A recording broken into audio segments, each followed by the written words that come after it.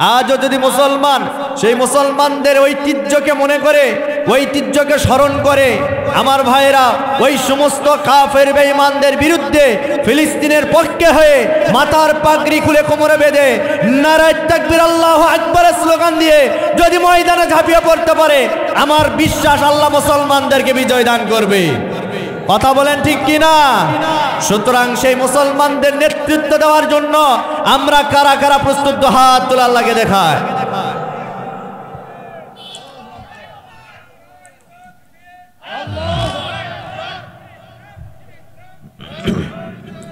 নাস্তিকতা নিপাত যাক, দ্বীন ইসলাম জিন্দাবাদ। নাস্তিকতা নিপাত যাক, দ্বীন ইসলাম জিন্দাবাদ। কোটি প্রাণে একই আওয়াজ, খোদাদ্রোহী সার পাবে না, এই বাংলায় ঠাঁই হবে না, মুসলমানরা জেগেছে আজ। জোর কদমে সামনে চলো, বজ্রকণ্ঠে আওয়াজ তোলো, সবাই মিলে একই তালে দাও না স্লোগান, নারায়ে তাকবীর। সবাই দেবেন, একজনও জবান বন্ধ রাখবেন না, নারায়ে তাকবীর। দ্বীন ইসলাম, দ্বীন ইসলাম। ইসলামেরই জন্য দেশের হয়েছে জন্ম, ইসলামের বিরুদ্ধে গেলে দেশ হবে ভিন্ন। কথা বলেন, কথা বলেন। ইসলামেরই জন্য দেশের হয়েছে জন্ম, ইসলামের বিরুদ্ধে গেলে দেশ হবে ভিন্ন। ইসলামের বিরুদ্ধে যারা নিয়েছে অবস্থান, এই বাংলায় ঠাঁই হবে না, যাও হিন্দুস্তান। জোর কদমে সামনে চলো, বজ্রকণ্ঠে আওয়াজ তোলো, সবাই মিলে একই তালে দাও না স্লোগান, নারায়ে তাকবীর, নারায়ে তাকবীর। দ্বীন ইসলাম, দ্বীন ইসলাম। মুসলমানদের এই দেশেতে নাস্তিকদের ঠাঁই নাই, নাস্তিকদের পক্ষে যারা তাদের কোনো রক্ষা নাই। মুসলমানদের এই দেশেতে নাস্তিকদের ঠাঁই নাই, নাস্তিকদের পক্ষে যারা তাদের কোনো রক্ষা নাই। এই দেশেতে থাকতে হলে কোরআন মানতে হবে, কোরআন না মানলে তারা বিতাড়িত হবে। জোর কদমে সামনে চলো, বজ্রকণ্ঠে আওয়াজ তোলো, সবাই মিলে একই তালে দাও না স্লোগান, নারায়ে তাকবীর, নারায়ে তাকবীর। দ্বীন ইসলাম, দ্বীন ইসলাম। লিল্লাহে তাকবীর। আজকে আমি আপনাদের সামনে এমন একটি আয়াত কারিমা তেলাওয়াত করেছি, আপনারা সকলে বুঝতে পেরেছেন হুজুর হয়তো আজকে রোজা নিয়ে আলোচনা করবে। তার কারণ হলো আর কয়েকটা দিন পরে আমাদের সামনে রমজান আছে না নাই? জোরে বলেন, আছে না নাই? আজকে রোজা নিয়ে কিছু কথা বলবো। তার কারণ হলো আমরা মুসলমানের সন্তান, রোজা কোথা থেকে কিভাবে থাকবেন, আর এই রোজা কবুল হতে গেলে কোন কোন শর্ত আপনাকে মানতে হবে। এমনি এমনি রোজা রাখলে তো হবে না। আর সকাল থেকে নিয়ে সন্ধ্যা পর্যন্ত কি কি আমল করবেন, প্রত্যেকটা আমলের রুটিন আজকে আপনাদের হাতের ভিতরে ধরাই দিব ইনশাল্লাহ। সামনে যেহেতু রমজান চলে আসছে, আমার মনে হয় আজকের আলোচনাটুকুন আপনাদের জন্য কাজে লাগবে। আল্লাহ কবুল করুন, সকলে পড়ছে আল্লাহুম্মা আমিন। রব্বুল আলামিন বলেন, ইয়া আইয়ুহাল্লাযীনা আমানু কুতিবা আলাইকুমুস সিয়ামু কামা কুতিবা আলাল্লাযীনা মিন ক্বাবলিকুম লাআল্লাকুম তাত্তাকুন। আরো জোরে বলেন। আল্লাহ রাব্বুল আলামিন বলেন, ওহে যারা ঈমানের দাবি করো, যারা ঈমানদার বলে দাবি করো, তোমাদের উপরে আমি রোজাটাকে ফরজ করে দিলাম, যেমনভাবে আমি করেছিলাম তোমাদের পূর্ববর্তী যারা এসেছিল তাদের উপরে। আর এই রোজাটা কেন ফরজ করলাম তোমরা কি জানো? লাআল্লাকুম তাত্তাকুন, যাতে করে তোমরা তাকওয়া অর্জন করতে পারো, আল্লাহকে ভয় করতে পারো। আমার ভাইয়েরা, এই যে সামনে রমজান মাস, এই রমজানের এত গুরুত্ব, এত তাৎপর্য, এত ফজিলতপূর্ণ। আল্লাহর কাছে 12টি মাসের ভিতরে সবচাইতে উত্তম এবং শ্রেষ্ঠ মাসের নাম হচ্ছে রমজান মাস। এই রমজান মাস পাওয়ার পর আমার নবীজি বলেছেন, যে ব্যক্তি নিজের পাপকে মাফ করতে পারলো না, ওই ব্যক্তির চাইতে বড় হতভাগা এই পৃথিবীর জমিনে আর কেউ নাই। সুতরাং আপনাকে নিয়ত করতে হবে, যেহেতু সামনে রমজান মাস চলে আসছে, এই রমজান মাসে আমাকে অবশ্যই আল্লাহর কাছ থেকে মাপ পাইতে হবে। তার কারণ হলো এই পৃথিবীতে আপনার টাকা আছে, পয়সা আছে, গাড়ি আছে, বাড়ি আছে, আপনার শান শৌকত সব কিছু আছে, কিন্তু রব্বুল আলামিন আপনাকে মাফ করেন নাই। আপনার মানে ওই টাকা পয়সা থেকেও আপনার কাছে কিছুই নাই। কথা বলেন না কেন? আর যদি আপনার টাকা নাই, পয়সা নাই, সামান্য রিক্সা চালক, আপনি গরিব মানুষ, আপনি খেতে কাজকর্ম করে খান, কিন্তু রব্বুল আলামিন আপনাকে দয়া করেছে, আপনাকে মাফ করে দিয়েছে। আমার মনে হয় ওই কোটিপতির চাইতে আল্লাহর কাছে আপনার দাম হাজার হাজার গুণে বেশি। সুবহানাল্লাহ, জোরে বলি। সুতরাং সেই প্রিয় বান্দা আমরা হতে চাই তো? কারা কারা চাই তো হাত তুলে আল্লাহকে দেখায়।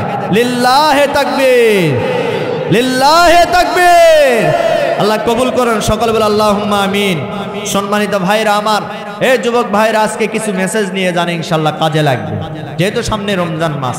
আর এই রমজান মাস সম্পর্কে আমার নবীজি যখন এই শাওয়াল মাসের শেষ জুমা যেদিন উপস্থিত হয়েছিল, আজকে তো শেষ জুমা, শাবান মাসের শেষ জুমা যেদিন উপস্থিত হয়েছিল, আমার নবীজি সাহাবায়ে কেরামদেরকে বলেছিল, ও সাহাবারা, সামনে রমজান সমাগত, তোমরা রমজানকে সম্মান করো, রমজানকে ইজ্জত করো, রমজান পাওয়ার পরে নিজের জীবনের গুনাহগুলি মাফ করে নাও, যেহেতু রমজান এত গুরুত্বপূর্ণ। ও সাহাবারা, তোমরা কি জানো এই রোজা কত গুরুত্বপূর্ণ? এই রোজা কত গুরুত্বপূর্ণ? আমার নবীজি বলেন, রোজাটা হচ্ছে আস-সাওমু জুন্নাহ, রোজাটা হচ্ছে একটা ঢাল। রোজাটা কি? একটা ঢাল। এখন ঢালের সাথে সম্পর্ক কি? জিহাদের ময়দানে একজন সৈনিক যখন যুদ্ধ করে, যুদ্ধ করার সময় শত্রু পক্ষের হাত থেকে রক্ষা পাওয়ার জন্য ঢাল সামনে উঁচু করে রাখে, যাতে করে তার শরীরটা হেফাজতে থাকে। নবীজি সেই ঢালের সাথে উদাহরণ দিতে গিয়ে বলেছেন, এটা হচ্ছে একটি ঢাল। তার কারণ এই পৃথিবীর কুলসিত পথ, এই পৃথিবীর মানে সকল জায়গায় পাপাচার অনাচার দ্বারা পরিপূর্ণ হয়ে গেছে। এই পাপ থেকে বাঁচার জন্য তোমাদেরকে অবশ্যই রোজা রাখতে হবে। যারা রোজা রাখবে ঢালের মতো, তাদেরকে পৃথিবীর সমস্ত পাপ থেকে আল্লাহ পাক রব্বুল আলামিন হেফাজত করে নেবে। আরো জোরে বলি। এজন্য বলা হয়েছে আস-সাওমু জুন্নাহ, রোজাটা হচ্ছে তোমাদের ঢাল। আমার ভাইয়েরা, আরো গুরুত্ব দিয়ে আমার নবীজি বলেছেন, এই রোজার গুরুত্ব কতটুকু শোনো। বিশ্বনবী মুহাম্মদুর রাসূলুল্লাহ সাল্লাল্লাহু আলাইহি ওয়াসাল্লাম বলেছেন, কেউ যদি রমজান মাসে একটা নফল আদায় করে, কয়টা? একটা যদি নফল আদায় করে, অন্য মাসে একটা ফরজ আদায় করলে যেই সওয়াব হয়, সেই সমপরিমাণ সওয়াব রব্বুল আলামিন ওই বান্দার আমলনামায় দান করবে। কেউ যদি রমজান মাসে একটা ফরজ আদায় করে, অন্য মাসে ৭০টা ফরজ আদায় করলে যেই সওয়াব হয়, সেই সমপরিমাণ সওয়াব রব্বুল আলামিন ওই বান্দা বান্দির আমলনামায় দান করে দিবে। এজন্য রমজানের গুরুত্ব আছে না নাই? আরো জোরে বলেন। আমার ভাইরা, রমজানের শুরু থেকে শেষ পর্যন্ত আপনি কি করবেন, কিভাবে চলবেন, অবশ্যই আপনাকে একটা রুটিন তৈরি করতে হবে। এই রমজানের গুরুত্ব নিয়ে আমার নবীজি বলেছেন, এটা হাদিসে কুদসি, এই রোজা এমন একটি ইবাদত, আপনি অন্যান্য ইবাদত করবেন, প্রত্যেকটা ইবাদতের সওয়াব ফেরেশতাদের দ্বারা আপনাকে প্রদান করা হবে কাল হাসরের ময়দানে। কিন্তু একমাত্র ইবাদত, যে ইবাদতের নাম হলো রোজা, এই ইবাদতের সওয়াব দুনিয়ার কোনো ফেরেশতা, আল্লাহর আসমানের কোনো ফেরেশতার হাতেও আল্লাহ দেন নাই, রব্বুল আলামিন তার কুদরতি হাতের ভিতরে নিয়েছেন। আমার নবীজি বলেন, এটা হাদিসে কুদসি, আমার নবীজি বলেন, আল্লাহ রাব্বুল আলামিন বলেছেন, আস-সাওমু লি ওয়া আনা আজজি বিহি, রোজা আমার জন্য, যারা রোজা রাখবে তারা আমার জন্য রোজা রাখবে, আর কিয়ামতের ময়দানে আমি রব্বুল আলামিন আমার রোজাদার বান্দা বান্দীদেরকে পুরস্কার আমার কুদরতি হাত দ্বারা দান করে দিব। আল্লাহর কুদরতি হাত দ্বারা এই রোজার প্রতিদান দান করবেন। আপনি চিন্তা করতে পারছেন, একটা কোম্পানিতে আপনি জব করেন, চাকরি করেন, মনে করেন কোম্পানির মাসিক স্যালারি আপনাকে নির্ধারিত করে দেওয়া হয়েছে, তো এই মাস শেষে কর্মচারীদের দ্বারাই আপনাকে স্যালারি দেওয়া হয়, কিন্তু মালিক বলেছে যে আমার কোনো কর্মচারী যদি এই কাজটি করতে পারে, তাকে আমার কর্মচারীর দ্বারা স্যালারি দিব না, বরং আমি মালিক তাকে খুশি হয়ে আমি কিছু দিতে চাই। আচ্ছা বলেন তো, মালিক যখন দিবে সেই দেওয়া কি কম হবে না বেশি হবে? সবাই বলেন। তো মালিক মালিকের মতনই দিবে, কারণ কর্মচারীর মন কিন্তু ছোট, মালিকের মন কিন্তু ছোট না, অনেক বড়। বঙ্গবন্ধুর জীবনীতে পড়েছিলাম একটি গল্প। বঙ্গবন্ধুকে একজন কৃষক ভালোবাসে, মহব্বত করে। সে একজন কৃষক মানুষ, তার জমিতে বিভিন্ন শাক সবজি রোপণ করেছে। টাটকা শাক সবজি ভালোবেসে মনে করছে আমার বঙ্গবন্ধুকে আমি এই শাক সবজিগুলো দিতে চাই। তো এইবার ভালোবেসে তার ধানমন্ডির 32 নম্বর বাসাতে শাক সবজি নিয়ে গেছে বঙ্গবন্ধুকে দেওয়ার জন্য। আমার ভাইরা, সামনে ছিল দারোয়ান। দারোয়ানকে বলেছে, দারোয়ান সাহেব আমি একটু বঙ্গবন্ধুর কাছে যেতে চাই, আমার জমিতে উৎপাদিত একেবারে ফরমালিন মুক্ত এই শাকসবজি আমি বঙ্গবন্ধুকে মহব্বত করে দিতে চাই। তখন ওই দারোয়ান বলল, ঠিক আছে আমি একটু স্যারের কাছ থেকে শুনে আসি, আসলে তোমার যাওয়ার অনুমতি আছে কি।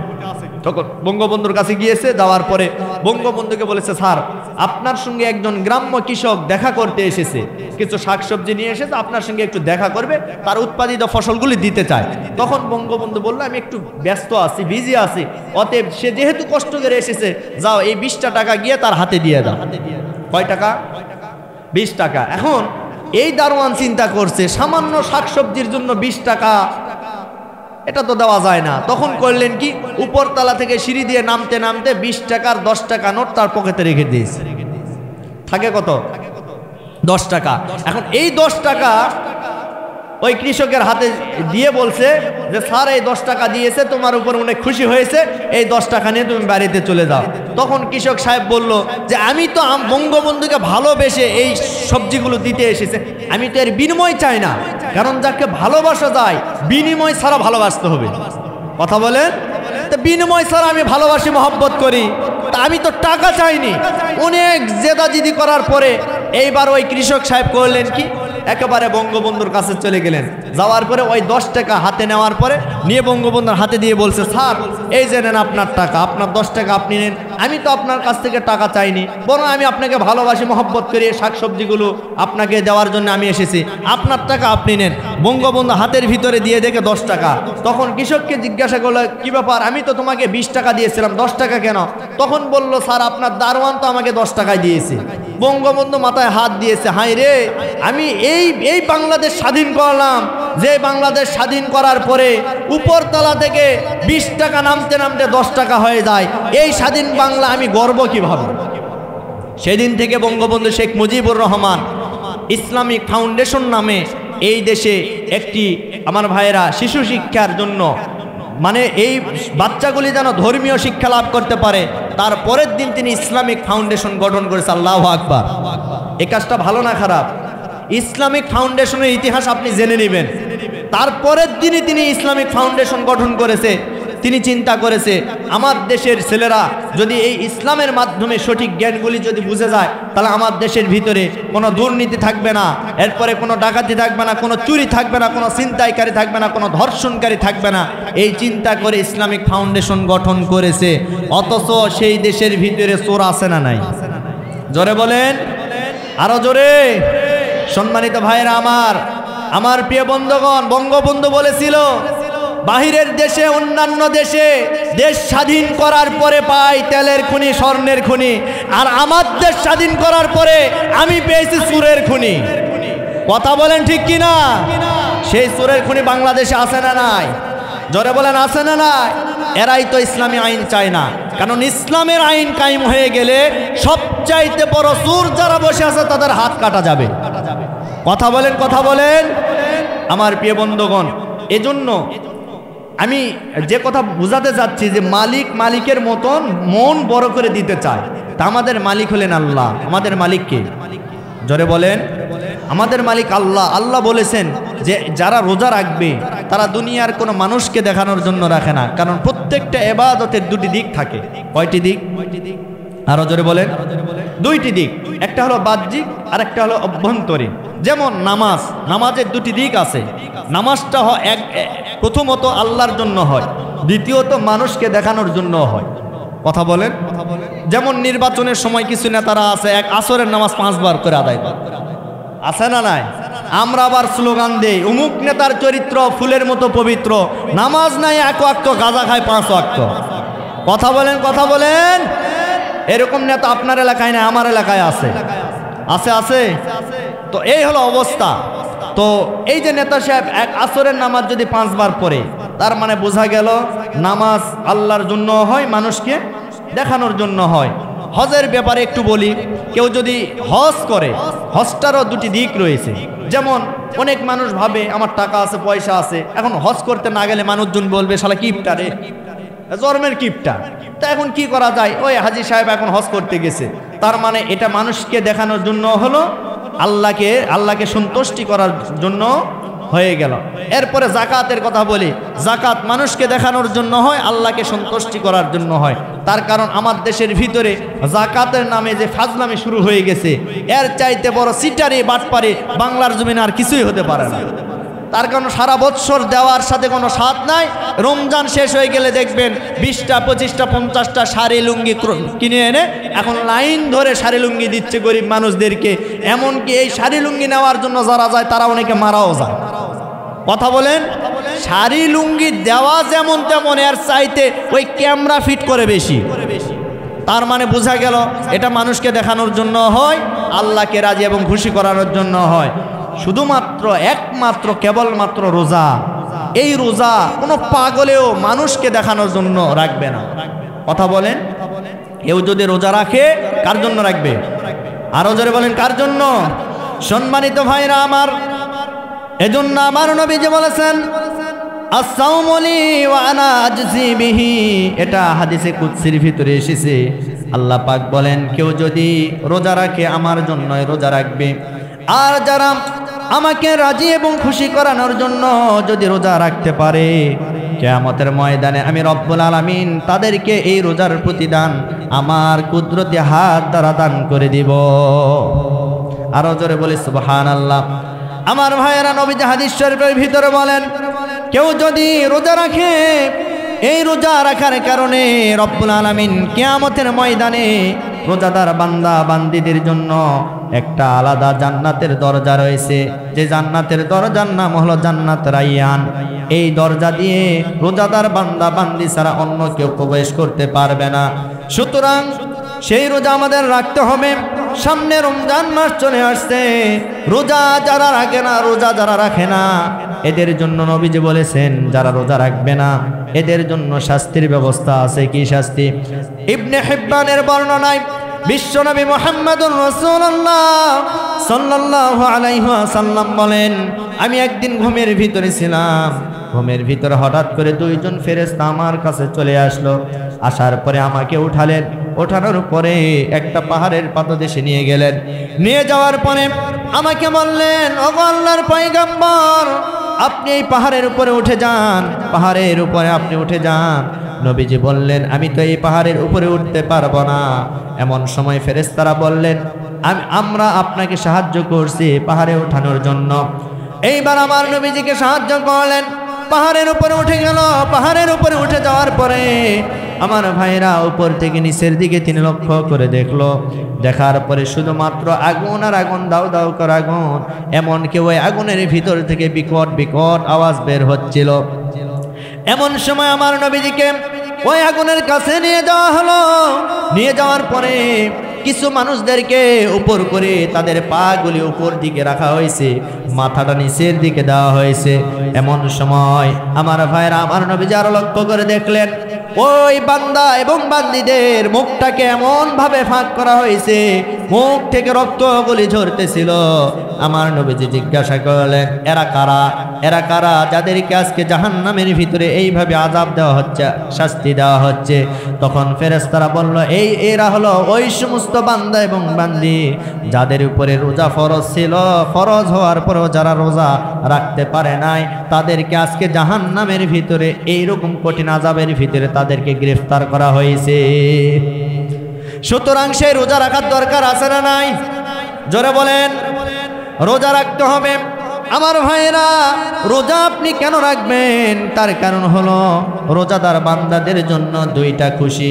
আওয়াজ দিয়ে বলেন কয়টা? আমার নবীজি বলেছেন, লিস-সাইমি ফারহাতান, ফারহাতুন ইনদা ফিতরিহি ওয়া ফারহাতুন ইনদা লিকাই রাব্বিহি। আমার নবীজি বলেছেন যারা রোজা রাখে তাদের জন্য দুইটা খুশি। এক নাম্বার খুশি হলো ইফতারের পূর্ব মুহূর্তে।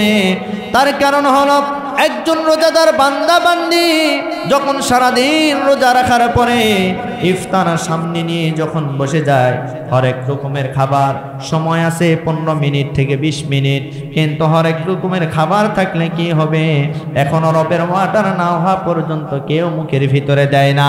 ওই মুহূর্তে রব্বুল আলামিন তার ফেরেশতাদেরকে ডেকে ডেকে বলে, ও ফেরেশতারা, এই যে দেখো আমার বান্দারা ইফতার সামনে নিয়ে বসে আছে, তারা এখনো খায় না কেন, আমি একটু জানতে চাই। এইবার ফেরেশতারা ডাক দিয়ে বলল, রব্বুল আলামিন, তারা খায় না এই কারণে এখনো তো আপনি অর্ডার করেননি, আপনার এখনো হুকুম হয় নাই, যার কারণে তারা এখনো খাবার গ্রহণ করতে পারে নাই। ওই মুহূর্তে আল্লাহ পাক রব্বুল আলামিন ফেরেশতাদেরকে ডাক দিয়ে বলেন, ও ফেরেশতারা, তোমরা একদিন নিষেধ করেছিলা এই মানুষ তৈরি করবেন না, যারা দুনিয়াতে গিয়ে ঝগড়া করবে, মারামারি করবে, হানাহানি করবে। ও ফেরেশতারা, দেখো দেখো আজকে আমার বান্দারা সারাদিন রোজা রাখার পরে ওই ইফতার সামনে নিয়ে আমার হুকুমের অপেক্ষায় আছে। এইবার ডাক দিয়ে বলেন, ও ফেরেশতারা, তোমরা বলো তো এই বান্দা বান্দিরা এই মুহূর্তে যদি ইফতারটা গ্রহণ করতো তাহলে কেউ কি তাদেরকে বাধা দিত? ফেরেশতারা বলবে, না না না, কেউ তো তাদেরকে বাধা দিত না। এইবার রব্বুল আলামিন খুশি হয়ে বলবে, ও ফেরেশতারা, আজকে তোমরা সাক্ষী থাকো, আজকে তোমরা সাক্ষী থাকো, আজকে তোমাদেরকে সাক্ষী রেখে আমি বললাম যে এই সমস্ত বান্দা বান্দিরা আমার হুকুমের অপেক্ষায় থাকলো, আজকে তোরা সাক্ষী থাকো, তাদের জীবনের সমস্ত গুনাহগুলি আজকের এই ইফতারের ওসিলা করে আমি মাফ করে দিলাম। আরো জোরে বলি সুবহানাল্লাহ। আল্লাহর দয়া আছে না নাই? আরো জোরে বলেন। আল্লাহর দয়া আমাদের প্রতি কত একটু খেয়াল করে দেখুন। এই যে ইফতারের সময় রব্বুল আলামিন আমাদেরকে মাফ করে দিল, শুধু তাই নয়, এর দুটি ব্যাখ্যা রয়েছে। একটা হলো ইফতারের সময়, আরেকটা হলো ঈদুল ফিতরের দিন। আমার নবীজি বলেন, একজন রোজাদার বান্দা যখন সারা মাস রোজা রাখার পরে ঈদগাহের ময়দানে যেইভাবে যাওয়ার জন্য প্রস্তুতি গ্রহণ করে, ঈদগাহের ময়দানে যাওয়ার পরে ঈদের নামাজটুকু আদায় করার পরে তার মনের ভিতরে যেই রকম শান্তি প্রশান্তি লেগে যায়, আর একজন বেরোজাদার বান্দা ওই ঈদগাহের ময়দানে কিন্তু ওই রকম শান্তি পায় না। কথা বলেন না কেন? এজন্য আমার নবীজি বলেছেন, রোজাদারদের জন্য দুইটা খুশি, একটা হলো ইফতারের সময়, আর একটা হলো আমার ভাইয়েরা ইনদা লিকাই রাব্বিহি, কিয়ামতের ময়দানে রব্বুল আলামিন তার বান্দা বান্দীদের সামনে এই রোজা রাখার কারণে রব্বুল আলামিন স্পেশাল সাক্ষাৎ করবেন। এই রোজাদার বান্দা বান্দীদের সামনে সাক্ষাৎ করে তাদের আমলনামাটা ডান হাতে দিয়া জান্নাতের ভিতরে প্রবেশ করায় দিবে। আরো জোরে বলি সুবহানাল্লাহ। আমার ভাইরা, এই জন্য রোজার দাম আছে না নাই? আমরা রোজা রাখবো তো ইনশাল্লাহ? সম্মানিত ভাইরা আমার, যেহেতু সামনে রমজান মাস, এই জন্য রমজানের গুরুত্ব দিয়ে আজকে আলোচনা। রাগ হয় আমার ভাইয়েরা, অথচ এই রমজান মাস আসলে অনেকে রোজা রাখে না। কথা বলেন না কেন? এই রমজান মাস আসলে দেখবেন অনেক মুসলমান আছে, অনেক অজুহাত, পায়ে ব্যথা, হাঁটু ব্যথা, বুকে ব্যথা, কত ব্যথা তার শুরু হয়ে যায়। কথা বলেন না কেন?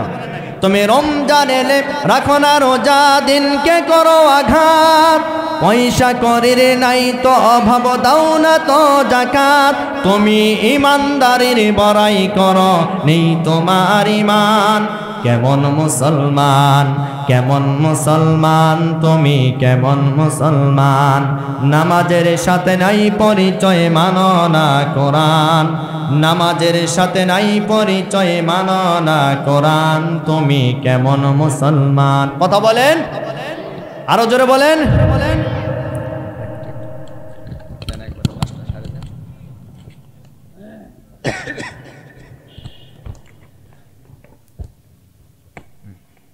হয়েছে না? সম্মানিত ভাইরা আমার, এজন্য আমি বলতেছিলাম, রোজা এমন ভাবে রাখবেন আল্লাহকে রাজি এবং খুশি করানোর জন্য রোজা রাখতে হবে। আজকে যদি আল্লাহকে রাজি এবং খুশি করার জন্য আমরা রোজা রাখতাম, তাহলে কিন্তু অবশ্যই, যেহেতু রোজা আমাদের জন্য তাকওয়া অর্জনের মাস, আমরা তাকওয়া অর্জন করে ফেলতাম। অথচ এই রমজান মাস যখন চলে আসে, রমজান মাসেও দেখবেন এমন কিছু ইমানদার বান্দা আছে যাদের নামের সামনে মোহাম্মদ লাগানো হয় এরপরও রমজান মাসে দেখবেন তারা পর্দা ফেলিয়ে পর্দার ভিতরে খাবার গ্রহণ করে। কথা বলেন। এজন্য তুমি রমজান এলে রাখো না রোজা, দিনকে করো আঘাত, পয়সা করির নাই তো অভাব, দাও না তো যাকাত, তুমি ইমানদারির বড়াই করো নেই তোমার ইমান। কেমন মুসলমান, কেমন মুসলমান তুমি, কেমন মুসলমান, নামাজের সাথে নাই পরিচয়, মানো না কোরআন, নামাজের সাথে নাই পরিচয়, মানো না কোরআন, তুমি কেমন মুসলমান, কেমন মুসলমান তুমি, কেমন মুসলমান। তুমি সুদের টাকায় বসত করো, ঘুষ ছাড়ো না, দিন দক্ষিণা খেয়ে মরে খবর রাখো না। কথা বলেন, কথা বলেন। সুদখোর আপনাদের এলাকায় নাই, সব আমাদের এলাকায় আছে। বাপরে বাপ, ডবল হাজি হজ করে আসছে, কাবা শরীফ থেকে হজ করে আসার পরেও সামনের কাতারের মুসল্লি তসবিহ একটা হাতের ভিতরে নিয়েছে, জিকিরে করছে সুবহানাল্লাহ 33,000, আলহামদুলিল্লাহ 40,000, সুদের সাথে টাকা লাগায় 50,000। জোরে কোন সুবহানাল্লাহ। দেখছেন ভাই, সুবহানাল্লাহ পড়ছে, সুবহানাল্লাহ না নাউজুবিল্লাহ। এরকম সুদখোর আছে না নাই?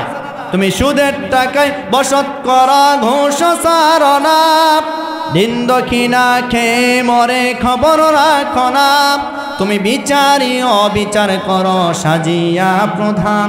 কেমন মুসলমান, কেমন মুসলমান তুমি, কেমন মুসলমান, নামাজের সাথে নাই পরিচয়, মানো না কোরআন, নামাজের সাথে নাই পরিচয়, মানো না কোরআন, তুমি কেমন মুসলমান, কেমন মুসলমান তুমি, কেমন মুসলমান। চিৎকার মেরে বলে আল্লাহু আকবার। সম্মানিত ভাইরা আমার, যেহেতু রমজান মাস সামনে চলে আসছে, রমজান মাস এমন একটি মাস রব্বুল আলামিন বলেন লাআল্লাকুম তাত্তাকুন, তাকওয়া অর্জনের একটি মাস। আর এই মাসে যদি তাকওয়া আপনি অর্জন করতে না পারেন, অন্য কোনো মাসে আপনি পারবেন না। আমার ভাইরা, তাকওয়া এখন কিভাবে অর্জন করবেন? এই একটি তাকওয়া অর্জন যদি আজকে আমরা করতে পারতাম, আমার তো মনে হয় তাকওয়া অর্জন করতে পারলে আমার সমাজের ভিতরে কোনো দুর্নীতি, কোনো অবিচার থাকতো না। কথা বলেন ঠিক কিনা? আজ তাকওয়া নাই। আজ যে সমস্ত মানুষগুলি আমাদের নেতা হয়ে বসে আছে, এই নেতারা দেখবেন রাজনৈতিক বক্তব্য কোরআনের মাহফিলে এসে ঘন্টার পর ঘন্টা রাজনৈতিক বক্তব্য দিবে, কোনো অসুবিধা নাই। কিন্তু হুজুর যদি একটু এদিক সেদিক হয়ে যায় তাহলে হুজুরের খবর আছে। কথা বলেন না কেন? আরে ভাই, আপনি যদি রাজনৈতিক বক্তব্য দিতে পারেন, আপনার যদি স্বাধীন দেশের ভিতরে অধিকার থাকে, আমিও স্বাধীন দেশের নাগরিক, আমারও একটা অধিকার আছে। আপনি দেন দুনিয়ার রাজনীতির বক্তব্য, আর আমি বলি আমরা রাজনীতির বক্তব্য দিলে আমরা দেই বিশ্বনবীর রাজনীতির বক্তব্য, আমরা দেই খোলাফার রাশেদার রাজনীতির বক্তব্য। কথা বলেন ঠিক কিনা? আমরা আপনাদের মতো ওই ধরনের বক্তব্য দেই না যে বক্তব্য দেওয়ার কারণে জাহান্নামে যাওয়া লাগবে, ওই ধরনের বক্তব্য আমরা দিব না। তার কারণ হলো আমার ভাইয়েরা, বিশ্বনবী যে রাজনীতি করেছেন ওই রাজনীতির বক্তব্য দিতে গিয়া যদি আমাদের জেল হয়, আমাদের ফাঁসির কাস্টে যদি ঝুলতে হয়, এরপরে আমরা রাজি আছি, কিন্তু দুনিয়ার কোনো বাতিলের কাছে মাথা নত করতে রাজি নাই। কথা বলেন, কথা বলেন। জিহাদের ওই ময়দানেতে যেতে তোমাকে হবে, প্রয়োজনে সব রক্তটুকুন জমিনেই ঢেলে দিবে। আল্লাহু আকবার। আরো জোরে বলেন আল্লাহু আকবার। জিহাদের ওই ময়দানেতে যেতে তোমাকে হবে, প্রয়োজনে সব রক্তটুকুন জমিনেই ঢেলে দেবে, তবুও তোমায় লড়তেই হবে, করবে না কোনো ভয়।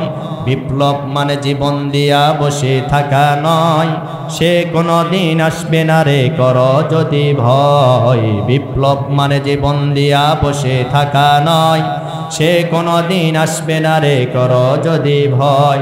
আসবে বিজয়ে রক্ত আর জীবনের বিনিময়। কথা বলেন। আসবে বিজয়ে রক্ত আর জীবনের বিনিময়। বিপ্লব মানে জীবন দিয়া বসে থাকা নয়, সে কোনো দিন আসবে না রে কর যদি ভয়। কোথা থেকে কোন ভিন দেশে শকুন আসলো আমার দেশে, সেবার নামে বসলো তারা মীর জাফরের বেশে। কথা কয় না বারে।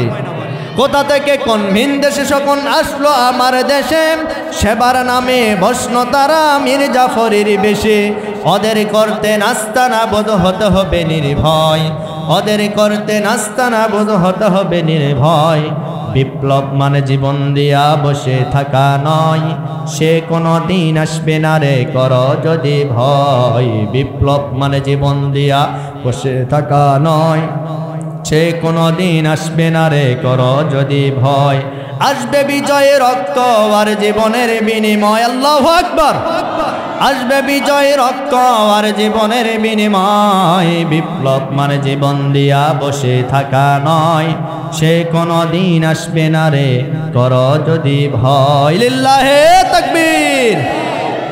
আলোচনা চলবে তো আর 10 মিনিট, কি বলেন আপনারা? চলবে চলবে, আল্লাহ কবুল করেন, সকল বলে আল্লাহুম্মা আমিন।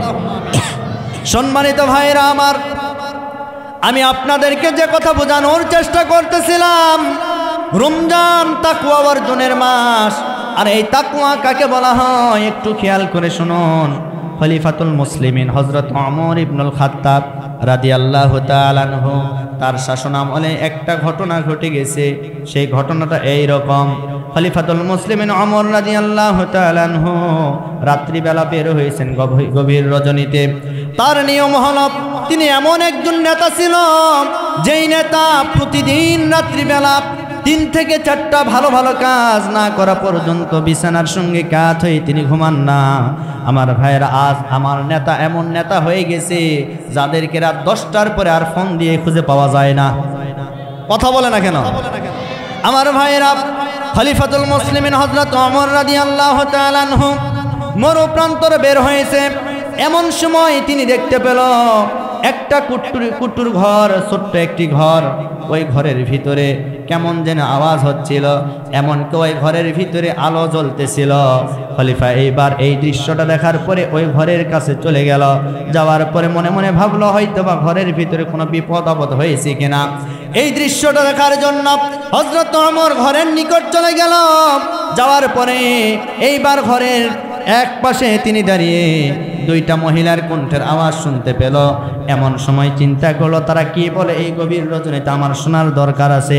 এইবার ওমর যখন দাঁড়িয়ে পড়ল, এইবার মা মেয়েকে ডাক দিয়ে বলছেন, ও মেয়ে, আমি দুধটা দহন করে ফেলেছি, এই যে দুধটা তোমার সামনে দিয়ে দিলাম, এখন তুমি এর ভিতরে পানিটা মিশিয়ে দাও, মিশ্রিত করো।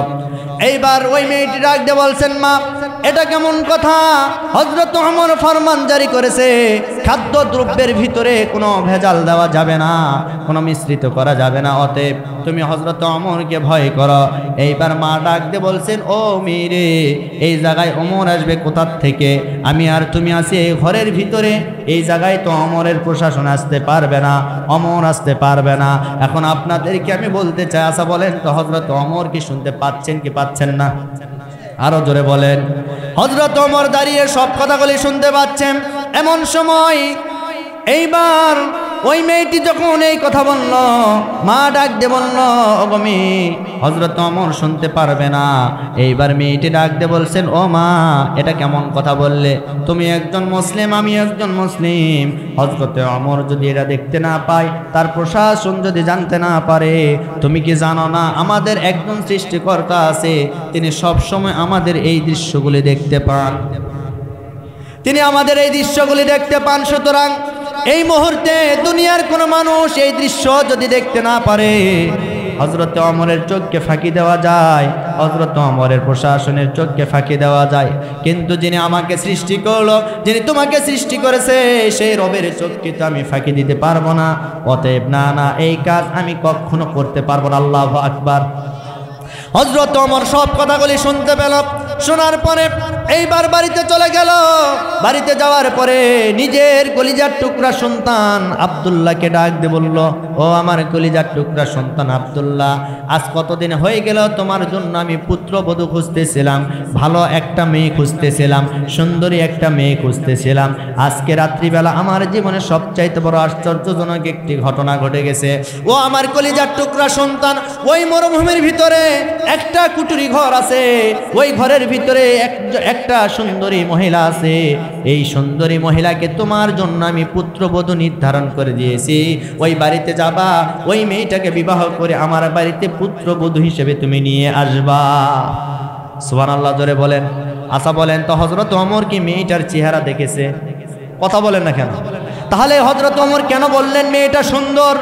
তার মানে বোঝা গেল ইসলাম ওই মেয়েকে সুন্দরী বলে যেই মেয়ে পর্দা করে, যেই মেয়ে নামাজ পড়ে, যেই মেয়ের ভিতরে দিনদারিতা আছে, ইসলাম ওই মেয়েটাকেই সুন্দরী বলে।